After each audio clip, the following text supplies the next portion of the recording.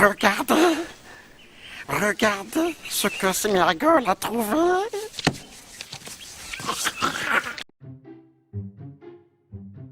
D'après Galilée, le grand livre de la nature est écrit en langage mathématique. À travers cette capsule, nous allons aborder un chapitre de ce livre consacré au mouvement circulaire. Et nous allons les appliquer notamment au mouvement des planètes autour du Soleil. Pour introduire cette vidéo, observons la représentation suivante de l'orbite de la Terre autour du Soleil. Et nous allons faire l'hypothèse que cette orbite est quasiment circulaire, dont le rayon est environ de 150 millions de kilomètres, et nous connaissons la période de révolution qui est de 365 jours. À partir de ces données, nous allons nous poser la question suivante: peut-on calculer la masse du Soleil? Pour répondre à cette question, nous allons d'abord définir ce que sont les référentiels.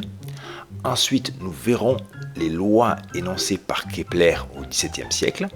Et enfin, nous étudierons l'orbite de Mars autour du Soleil. Pour introduire cette notion de référentiel, nous allons nous appuyer sur l'expérience historique de Galilée réalisée au XVIIe siècle. Il a imaginé l'expérience suivante. Un matelot, situé au sommet d'un bateau, laisse tomber un boulet verticalement. Le bateau a un mouvement rectiligne uniforme par rapport au quai. La question qu'on va se poser, c'est quelle sera la trajectoire du boulet? Vu par le matelot, le boulet va avoir une trajectoire rectiligne verticale. Par contre, imaginons qu'une personne observe la scène ici sur le quai. Que va-t-elle voir? Elle va avoir une trajectoire parabolique. Pourquoi? En fait, le boulet, on peut décrire son mouvement comme un mouvement vertical dû à la gravité, donc qui va faire que sa vitesse verticale va augmenter, plus un mouvement horizontal dû à sa vitesse initiale qu'a le boulet par rapport au quai, étant donné que le bateau est lancé avec une vitesse uniforme horizontale. Ainsi, la trajectoire est donc parabolique. Conclusion, le mouvement d'un objet est toujours relatif à un observateur. Et donc, pour décrire le mouvement d'un objet, il faut donc préciser dans quel référentiel on l'étudie. Donc, en physique, qu'est-ce qu'un référentiel?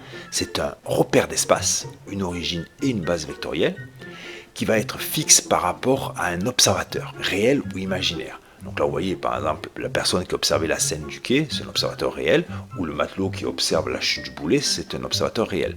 Mais quand on va étudier les trajectoires, par exemple, de la Terre autour du Soleil, donc l'observateur va se situer au niveau du Soleil, donc il n'existe pas, donc c'est un observateur dit imaginaire. En physique, il existe des référentiels spécifiques dits galiléens qui ont des propriétés particulières. Justement, donc, qu'est-ce qu'un référentiel galiléen? Ça va être un référentiel qui va vérifier la première loi de Newton, appelée aussi principe de l'inertie. Alors, que dit la première loi de Newton? Elle dit que si un objet voit sa somme des forces s'exercer sur lui s'annuler, alors son accélération est nulle.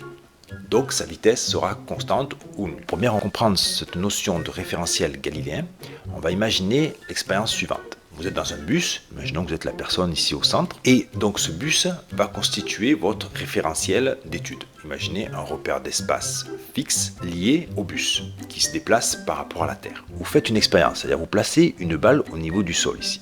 Donc cette balle, dans le référentiel du bus, est soumise à deux forces, son poids, et le sol va exercer une réaction normale qui va annuler le poids a priori. La question qu'on va se poser, c'est: le bus est-il un référentiel galiléen? Vous imaginez la situation, et dans un premier temps, on va considérer que le bus se déplace à vitesse constante, vecteur vitesse constante, par rapport au sol. Donc le bus a un mouvement rectiligne uniforme. La balle ne va pas bouger, elle va rester bien immobile. Donc, dans ce cas-là, le référentiel sera bien galiléen, puisque sa vitesse est nulle, parce qu'elle est constante, donc l'accélération est nulle, donc la somme des forces est égale à 0, et c'est ce qu'on a dit au début, donc tout va bien. Maintenant, imaginez que le bus accélère. Vous allez voir, la balle va se mettre à reculer, va s'approcher du fond du bus. Maintenant, si le bus se freine, vous allez voir, la balle va avancer vers l'avant du bus. Maintenant, si le bus se met à tourner relativement brutalement sur la gauche, vous allez voir que la balle va être déviée vers la droite. De la même façon, si le bus tourne brusquement vers la droite, la balle va être déviée vers la gauche. Donc dans ces quatre situations, la première loi de Newton n'est plus vérifiée. C'est-à-dire que malgré que la somme des forces est nulle, la vitesse ne va plus être constante. Elle va varier, donc l'objet va subir une accélération. Donc dans ce cas-là, le bus n'est plus un référentiel galiléen. Donc en conclusion, on dit que le bus est un référentiel galiléen s'il a un mouvement rectiligne uniforme par rapport à la Terre. Par contre, si cette vitesse n'est plus constante par rapport à la Terre, il apparaît ce qu'on appelle des forces d'inertie qui vont faire bouger l'objet, alors qu'a priori, l'ensemble des forces sur cet objet est nul. Quels sont les référentiels usuels? En fait, il y en a trois à connaître, nous allons les passer en revue. Le premier, c'est ce qu'on appelle le référentiel héliocentrique. Hélios, c'est un dieu grec, du Soleil. Donc c'est le référentiel lié au Soleil. Voici une représentation du référentiel héliocentrique. Vous vous rappelez, un référentiel, c'est défini comme un repère d'espace fixe par rapport à un observateur réel ou imaginaire. Donc voici la définition de ce repère avec pour origine le centre du Soleil et les trois vecteurs qui vont définir la base vectorielle, donc trois vecteurs dirigés vers trois étoiles lointaines considérées comme fixes. Pourquoi on a choisi cette base vectorielle? Parce que vu de Terre, les objets qui nous paraissent les plus fixes sont les étoiles qui appartiennent donc à notre Voie lactée. Mais on sait très bien que ces étoiles se déplacent autour de la Voie lactée, et la Voie lactée n'est pas elle-même fixe dans l'espace, elle se déplace aussi.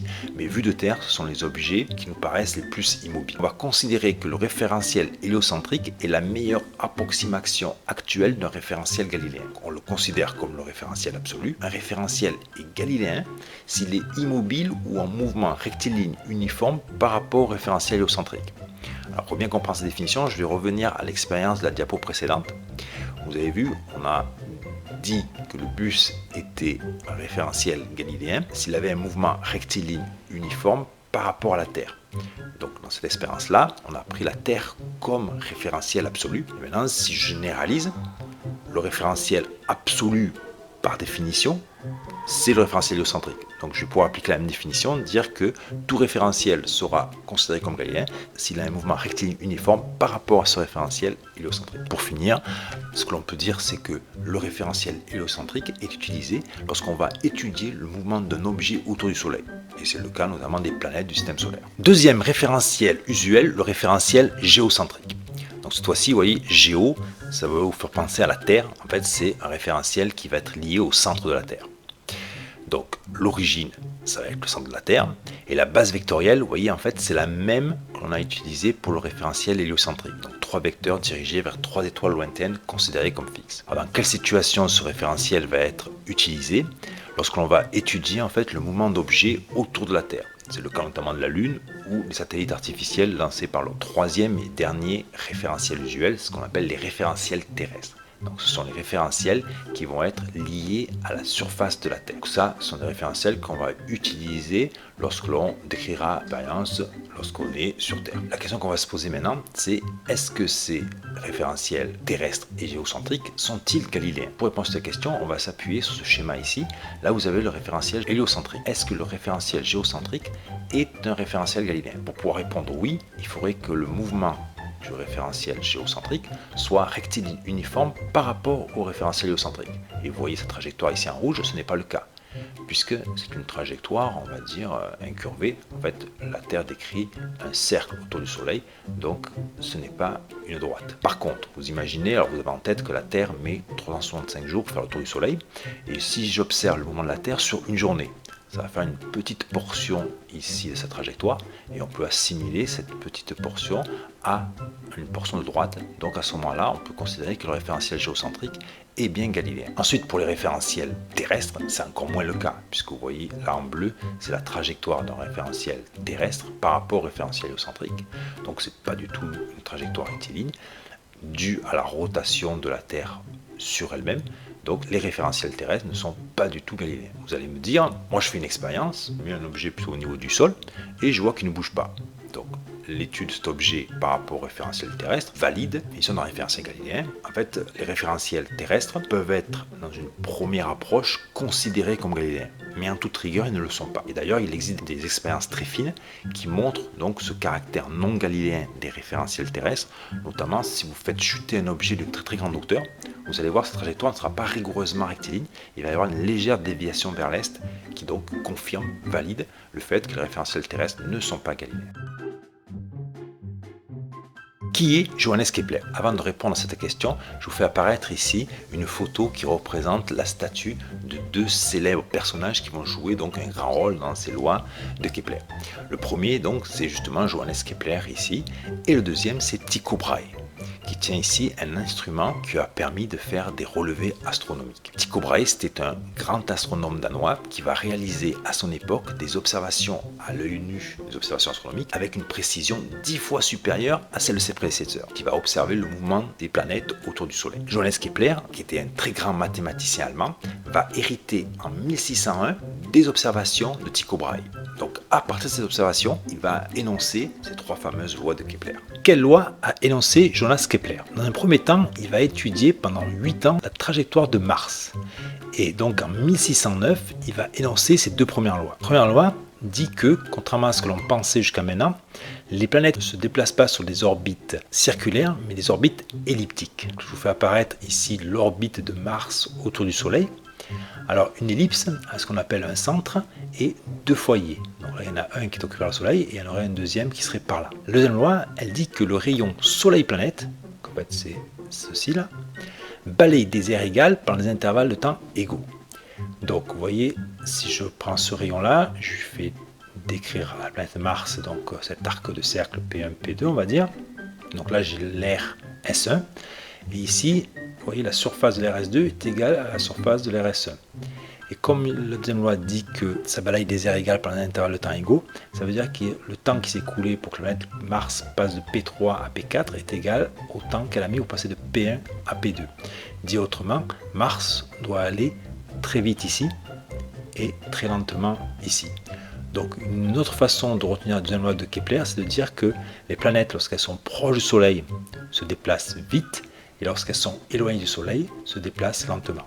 Donc dit autrement, la vitesse de déplacement d'une planète sur son orbite n'est pas constante en norme, elle est d'autant plus grande que la planète est proche du Soleil. Après cela, il va s'écouler 10 ans. Pendant ce temps-là, Kepler va comparer la trajectoire des autres planètes visibles de la Terre, qui ont été mesurées par Brahe, et il va se rendre compte d'une chose, c'est que si on fait le rapport de T au carré sur A au cube, T étant la période de révolution de la planète et A le demi-grand axe de l'orbite, en fait une orbite elliptique possède ce qu'on appelle un grand axe et un petit axe. Le demi-grand axe va correspondre à cette distance-là. Si on fait T au carré sur A au cube, quelle que soit la planète, donc Mars, Terre, Vénus, etc., et bien on va retrouver une constante qu'on va appeler la constante de Kepler. Donc nous on notera C comme constante et S comme Soleil. Parce que vous verrez plus tard qu'on pourra définir aussi une constante de Kepler pour la Terre, pour les objets qui gravitent autour de la Terre. Peut-on démontrer la troisième loi de Kepler? Pour cela, on va étudier le mouvement de la planète Mars autour du Soleil, en faisant une hypothèse simplificatrice qui consiste à dire que son orbite n'est pas elliptique, mais circulaire. Voici un schéma donc, qui vous représente donc, le Soleil et l'orbite circulaire de Mars autour du Soleil. Alors là, je vous fais apparaître le rayon, justement, petit r de cette orbite circulaire. Et maintenant, nous allons appliquer la loi de la mécanique. Dans un premier temps, on va définir ce qu'est le système. Donc le système, c'est la planète que j'étudie, donc la planète Mars, et qui est caractérisée par sa masse notée petit m. Ensuite, voilà ce qui est nouveau par rapport aux exercices précédents de mécanique. Là, on va définir le référentiel, c'est-à-dire dans quel référentiel on va étudier le mouvement de la planète Mars. Puisque la planète Mars se déplace par rapport au Soleil, on va utiliser le référentiel héliocentrique. Ensuite, je vais définir dans quel repère je vais exprimer la vitesse, l'accélération. Je vais utiliser un repère qu'on n'a pas vu jusqu'à présent, ce qu'on appelle le repère de Fresnel. Le repère de Fresnel, c'est un repère particulier. Pourquoi? Parce que c'est un repère mobile. Mobile dans quel sens? Déjà, vous voyez, l'origine, ça va être le point M, c'est-à-dire le point où se trouve la planète Mars. Et je vais utiliser aussi deux vecteurs unitaires mobiles. Pourquoi deux déjà? Parce qu'en fait, le mouvement étant circulaire, il va pouvoir être décrit dans un plan. En 2 dimensions, donc j'ai besoin seulement de 2 vecteurs. Et je vais choisir ces 2 vecteurs-là qui vont suivre la trajectoire de Mars. Le premier, UT, veut dire U comme unitaire et T comme tangentiel. Voilà, UT va être tangent à la trajectoire. Et UN, N, petit n, comme normal. Donc, vous voyez, lui il sera normal à UT, donc normal à la trajectoire, et dirigé vers le centre de la trajectoire. Ce repère, il est mobile parce que et le point M, et UT et UN vont changer au fur et à mesure que Mars va se déplacer sur son orbite. Maintenant, je vais exprimer la vitesse. Il faut savoir que la vitesse d'un objet est toujours tangent à sa trajectoire. Voici comment j'exprime mon vecteur vitesse dans le repère de Fresnel, mais comme je viens de dire que la vitesse est toujours tangente à la trajectoire, la coordonnée selon UN sera nulle. Donc je peux dire que V, c'est la norme de V fois le vecteur unitaire T tangent à la trajectoire. Maintenant pour l'accélération, c'est une relation qu'il faut apprendre par cœur et qui donne l'expression de l'accélération dans le repère de Fresnel pour un mouvement circulaire. Donc je vais vous la détailler. En fait, l'accélération a une composante selon UT qui est égale à dV sur dt. Alors dV sur dt, c'est quoi? c'est la dérivée de la norme de la vitesse par rapport au temps. Donc dit autrement, si on a un mouvement circulaire uniforme, la norme de la vitesse sera constante, donc dv sur dt sera nul. Et la composante selon un sera égale à v carré sur r. Au niveau des biens des forces, pourquoi Mars reste autour du Soleil? Parce qu'elle est attirée par le Soleil par la force de gravitation. Ça, c'est l'expression de cette force-là, donc c'est des rappels de première. La norme, ça va être la constante de gravitation que multiplie le produit des masses, donc masse de Mars, masse du Soleil, divisé par la distance au carré qui sépare le centre de ces deux astres. Donc du centre du Soleil au centre de Mars. Et par rapport au début, vous avez dit que ça c'était R, le rayon de l'orbite de Mars, et c'est à la fois la distance entre le centre du Soleil et le centre de Mars. Fois U de n, puisque la force est attractive, Mars est attiré par le Soleil, donc c'est bien dirigé dans le sens et dans la direction de UN. Petit 5, on va appliquer la deuxième loi de Newton, qui dit que l'accélération est égale à la somme des forces que divise la masse. Or ici, il n'y a qu'une seule force, c'est la force de gravitation, donc je remplace ici son expression, et vous voyez que la masse qui était ici au dénominateur va simplifier avec la masse au numérateur du produit m, la masse de Mars, fois la masse du Soleil. Donc j'obtiens cette expression pour l'accélération. Maintenant, je vais vous faire apparaître l'expression qu'on avait donnée pour l'accélération dans le repère de Freinet. Et ce qu'on va faire, on va identifier les deux expressions de l'accélération. Donc vous voyez qu'ici, il n'y a pas de terme selon ut. Donc conclusion, le dv sur dt qui est ici doit être nul. Donc quand la dérivée d'une grandeur est nulle, c'est que cette grandeur est constante. Donc on en déduit que la vitesse de Mars ou son orbite circulaire se fait à vitesse constante. Donc on a un mouvement dit uniforme. Maintenant je vais comparer les deux termes selon un. Donc ils doivent être égaux. Donc je vais écrire que v carré sur r égale gms sur r carré. Et donc de là, vous voyez, je vais pouvoir en tirer l'expression de la vitesse. Donc si j'isole ma vitesse, j'obtiens ceci, v égale racine de gms sur r. Alors une fois que je suis là, je vais maintenant essayer de retrouver l'expression de la constante de Kepler. Donc je vous redonne ici son expression. Donc la constante de Kepler, c'est t au carré sur a au cube. Donc ici on n'a pas de a. Pourquoi? Parce que a, vous vous rappelez, c'était le demi-grand axe de l'orbite elliptique. Or ici on a fait la simplification de dire que l'orbite était circulaire. Donc on va juste remplacer a par r. Donc ça nous fait t carré sur r au cube. Maintenant, ce qui me manque, c'est une autre expression de la vitesse. Comme on vient de voir que la vitesse est constante, on peut dire que la vitesse, c'est la distance que parcourt la planète son orbite lorsqu'elle fait un tour, divisé par ce qu'on appelle la période de révolution. Donc ça revient à écrire ça. La vitesse, c'est 2πr, donc le périmètre de l'orbite circulaire, divisé par la période de révolution. Et donc, à partir de ces deux expressions de la vitesse, je peux les identifier, c'est-à-dire dire que ce terme-là est égal à ce terme-là, ce que j'ai écrit là. Et de là, je vais faire apparaître t carré sur r au cube, ou isoler t carré sur r au cube. Donc déjà, je mets tout au carré, donc ça me fait gms sur r égale 4 pi carré r carré sur t carré. Et là, vous voyez le t carré, là, je vais le faire passer au numérateur, le r carré au dénominateur, et avec le r, ça me fait r au cube. Le g fois la masse du Soleil, je vais le passer ici au dénominateur, et j'obtiens donc 4 pi carré sur gms. Cette fraction-là est bien une constante. 4 c'est une constante, pi c'est une constante, g la constante gravitationnelle, et ms, donc c'est une donnée, c'est la masse du Soleil. La constante de Kepler est bien une constante, et Kepler avait donc raison. Pour conclure, revenons à la question qu'on s'était posée lors de l'introduction et qui était la suivante. Peut-on calculer la masse du Soleil à partir du rayon de l'orbite et de la période de révolution de la Terre autour du Soleil? Donc là, je vous ferai apparaître les valeurs. Donc le rayon de l'orbite 150 10 puissance 6 km et la période 365 jours, une année. Première étape, on va calculer justement la constante de Kepler pour le Soleil. Donc je vais d'abord convertir la période de révolution qui était exprimée en jours en secondes. Donc il suffit de multiplier 365 par 24, le nombre d'heures dans une journée, puis par 60, le nombre de minutes dans une heure, puis par 60, le nombre de secondes dans une minute. Et on obtient ainsi 31,5 10 puissance 6 secondes. De la même façon, je vais convertir le rayon de mon orbite, qui est exprimé en kilomètres, en mètres, donc en faisant fois 1000, fois 10 puissance 3, et donc j'obtiens 150 10 puissance 9 mètres. Une fois que j'ai ces deux valeurs avec les points d'unité, j'ai plus qu'à effectuer le calcul, t au carré sur r au cube, et donc j'obtiens 2,95 10 puissance moins 19 secondes au carré fois mètre au cube.